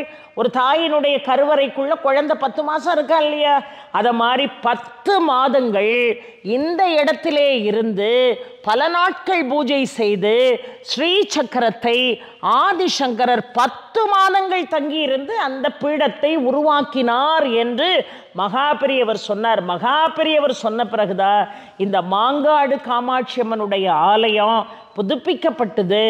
அவருடைய முயற்சியில் தான் மாங்காடு காமாட்சி அம்மன் ஆலயத்து பக்கத்தில் வேத பாடசாலை இன்றைக்கு இருந்து மிக அருமையாக வேதங்களை கற்றுக்கொண்டிருக்கிறார்கள் என்று சொன்னால் இந்த மகானுடைய தீர்க்க தரிசனம், இவ்வளோ பெரிய மாங்காட்டு காமாட்சி அம்மனுடைய ஆலயத்தை பார்க்கக்கூடிய பாக்கியம் கிடைச்சது. அவர் சொன்னார், அப்பா இது எப்படி தெரியுமா இருக்குது, இந்த மகாமேரு சாதாரணமானது அல்ல, மிகப்பெரியது. இது 8 மூலிகைகள் கொண்ட அஷ்டகந்தம் சாத்தி வழிபாடு செய்யக்கூடிய அற்புதமான ஸ்தலம். இந்தந்த முறையில் இதில் வழிபாடு செய்யணும்னு ஆதிசங்கரர் முடிவு பண்ணி வச்சுட்டு போனதை காலப்போக்கில் வழிபாடு பண்ணாமல் அதில் புற்றுகள் முளைக்கிறது மாதிரி மரஞ்செடி கொடிகள் காடுகளால் சூழப்படக்கூடிய அளவுக்கு கொஞ்சம் கூட வழிபாடு இல்லாமல் எனக்கு அப்படி கஷ்டம் வந்துட்டு, எனக்கு இப்படி கஷ்டம் வந்துட்டு, என் கஷ்டத்தை தீர்க்க வழி இல்லைன்னு எங்கெல்லாமோ ஓடி போய் இந்த மக்கள் எல்லாம் அலைபாயிறானே. இதை பார்க்கும்போது எனக்கு எப்படி இருக்குது தெரியுமான்னு காஞ்சி மகாபெரிய ஒரு வார்த்தை சொன்னார்.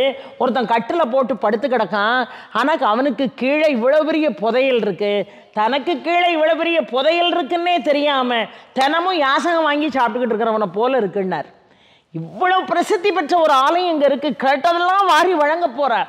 அதை ஒழுங்காக பராமரிக்க தெரியாமல், ஒழுங்காக முக்காலமும் வழிபாடு செய்ய தெரியாமல், கை மேலே வெண்ணெயை வச்சுக்கிட்டு நெய்க்கு அலையிறானே அப்படின்னு வேதனைப்பட்டாரா ஐயா மகாபெரியவர்? வேதனைப்பட்டார். உண்மைதானே? இப்போ ஆதிபராசக்தி அங்கேருந்து நேரடியாக வந்து ஏன்னா ஒரு இடத்துல வாசலில் உட்காந்து கோயில் அங்கெல்லாம் யாசகம் கேட்பாங்க. அப்படி யாசகம் கேட்டுக்கிட்டு இருந்தான் ஒருத்தன். அம்மா தினமும் எனக்கு 3 வேளையும் ஒழுங்காக யாசகம் கிடைக்கணும்னு வேண்டுதான். ஒரு நாள் அம்பாளே காட்சி கொடுத்துட்டா. காட்சி கொடுத்து சரி உனக்கு என்ன வேணும்ப்பா, உனக்கு என்ன வேணும் நான் தாரேன்னா. என்ன கேட்கணும், உன் திருவடி வேணும்னு கேட்டிருக்கணும். சரி அப்படி இல்லை லௌகீகமாக வேணும்னா அம்மா ஒரு 10 கோடி ரூபா பணத்தை நேற்று நம்ம கேட்டோம்ல, நானும் உங்களை மாதிரி தான் அவரை தேடிக்கிட்டு தான் இருக்கேன். ஒரு 10 கோடி ரூபா பணத்தை கொடுமான்னு கேட்கணும். ஆனால் அவனை பாருங்க, மா தாயே உனக்கு என்ன வர வேணும்னு நீ கேட்டம்மா, எனக்கு மறக்காமல் ஒரு தங்க திருவோடு கொடுமான்னா. அப்பமும் அவன் யாசகம் வாங்குறதுக்கு தான் தயாராக இருந்தான். அந்த வேதனையை வெளிப்படுத்துகிறார் காஞ்சி மகா பெரியவா. கட்டிலுக்கு கீழே அவ்வளோ பெரிய புதையல் இருந்தோம், அந்த புதையலை எடுத்து அனுபவிக்க முடியாமல் இன்னும் யாசகம் கேட்கக்கூடிய நிலையில் நீ இருக்கிறாய் என்று சொன்னால் என்ன பிரயோஜனம்? இந்த மாங்காடு காமாட்சி அம்மனை வந்து வழிபாடு செய்தால் திருமண தடை நீங்கி போகும். பிரிந்த கணவன் மனைவி ஒன்றாக சேர்வார்கள். நல்ல குழந்தை வரம் கிடைக்கும், நல்ல ஞானமும் கல்வியும் கிடைக்கும், வேலை கிடைக்காதவனுக்கு வேலை கிடைக்கும், பதவி உயர்வு கிடைக்கும், நல்ல ஆரோக்கியம் கிடைக்கும். இன்னொன்று காஞ்சி மடத்தில் போய் சுவாமியை தரிசனம் பண்ண பாக்கியத்தை மாங்காடு காமாட்சி அம்மனை வந்து வழிபாடு செய்தால் காஞ்சி மகா பெரியவரை நேரில் பார்த்தா உங்களுக்கு என்ன அனுகிரகம் கிடைக்குமோ அந்த அனுகிரகம் கிடைக்கும். அவருக்கு மிகவும் பிடித்த ஸ்தலம் இந்த மாங்காடு காமாட்சி அம்மனுடைய ஸ்தலம். அதனால நேராக காஞ்சிபுரமும் வந்து காமாட்சி அம்மனை வழிபாடு செய்யணும். ஐயாலாம் காஞ்சிபுரத்தில் எத்தனை வருஷம் இருந்திருக்காங்க, அவங்கள பார்க்குறதே பெரிய புண்ணியம். அந்த காஞ்சி காமாட்சியை பற்றியும் நாம் சிந்திக்க இருக்கிறோம். அந்த காஞ்சி காமாட்சியை பார்ப்பதற்கு முன்னதாக மாங்காடு காமாட்சியை பார்த்து வழிபாடு செய்து ஆதிசங்கரர் பிரதிஷ்டை செய்த ஸ்ரீ மேரு சக்கரத்தை வழிபாடு செய்யணும். பஞ்சலோக காமாட்சியை வழிபாடு செய்யணும். அணையா தீபமாக, அதனால தான் சொன்னேன் கோயிலுக்கு போனீங்கன்னா தீபம் ஏற்றி வழிபாடு பண்ணுங்கன்னு. அணையா தீபமாக இருக்கக்கூடிய அந்த தீபத்தை வழிபாடு செய்யணும். ஒற்றை காலில் என்று தவம் செய்து கொண்டிருக்கக்கூடிய அந்த தவக்கோல காமாட்சியை வழிபாடு செய்தால் சகல சௌபாகியங்களும் நம்முடைய வாழ்க்கையில் நம்மை வந்து சேரும். காரழக பந்தியும் பந்தியின் அலங்கலும் கரிய புருவச் சிலைகளும் கர்ணகுண்டலமும் மதிமுக மண்டலம் நுதர் கத்தூரி இட்ட பொட்டும் கூரணிந்திட விழியும் அமுமொழியும் சிறிய கொவ்வையின் கனியதரமும் குமிழனைய நாசியும் குந்தநிகர் தந்தமும் கோடு சோடான கழமும் வாரணிந்திருந்த மணமுலை மேகலை மணிநூபுர பாதமும் வந்தனது முன்னின்று மந்தகாசமுமாக வல்வினையை மாற்றுவாயே. 6 மணி வானிலுரை தாரகைகள் போல நிறை ஆதிக்கடவூரின் வாழ்வே அமுதீசர் ஒரு பாகம் அகலாத சுகபாணி அருள்வாமி அபிராமியேன்னு சொன்னாரே. அந்த அபிராமி ரூபத்தில் நீங்கள் மாங்காடு காமாட்சியை பார்க்கலாம். மாங்காடு காமாட்சி அம்மனை மனசில் நினச்சிக்கிட்டே அபிராமி அன்னையை நீங்கள் வழிபாடு செய்யலாம். எங்கேயும் கொண்டு வந்து ஐயா கையில் மஞ்சள் கயிறை கொடுத்து நல்ல வரன் வரணும், கன்னிப்பெண்கள் வேண்டுங்க. பிரிந்த கணவன் மனைவி மீண்டும் ஒன்றாக வேண்டும் என்று இந்த அபிராமிகிட்ட வேண்டுங்க. குழந்தை இல்லாதவங்க தொட்டில் கொண்டு வந்து இங்கே கொடுத்து மிக அருமையாக அபிராமி அன்னையை வேண்டுங்கள். அவளேதான் காஞ்சி காமாட்சி, அவளேதான் மாங்காடு காமாட்சி, அவள்தான் காசியிலே விசாலாட்சி, இந்த ஆதிபராசக்தி தான் மதுரையிலே மீனாட்சி. ஆக எத்தனை ரூபங்கள் அவள் கொண்டாலும் அவள் நமக்கு எப்படி இருக்கிறாள்? தாயாக இருக்கிறாள். அந்த தாயிடம் கேட்டு பெறுவதற்கு உங்களுக்கு பல காரியங்கள் இருக்கலாம், அதை அவள் தருபவளாக இருக்கிறாள். காஞ்சி மகா பெரியவர் வழிநடத்தியது போல 2 அம்சங்கள், அன்பை மனதிலே நிறைத்து நம்பிக்கையோடு வழிபாடு செய்தீர்கள் என்று சொன்னால் நிச்சயமாக அவளுடைய அனுகிரகம் உங்களை வந்து சேரும் என்பதை செய்தியாக சொல்லி அருமையான வாய்ப்புக்கு நன்றி பாராட்டி உங்கள் வசமிருந்து விடைபெறுகிறேன். நாளை சரியாக இதை போல 7:30 மணிக்கு உங்களை சந்திக்கிறேன். உருவாய் அருவாய் உழதாய் இலதாய் மறுவாய் மலராய் மணியாய் ஒளியாய் கருவாய் உயிராய் கதியாய் விதியாய் குருவாய் வருவாய் அருள்வாய் குகனே. 6 தடந்தோள் வாழ்க, அறுமுகம் வாழ்க, வெற்பை குருசை தனிவேல் வாழ்க, குக்குடம் வாழ்க, செவ்வள் ஏறிய மங்கை வாழ்க, யானிதன் அணங்கு வாழ்க, மாறிலா வள்ளி வாழ்க, வாழ்க சீரடியாரெல்லாம்.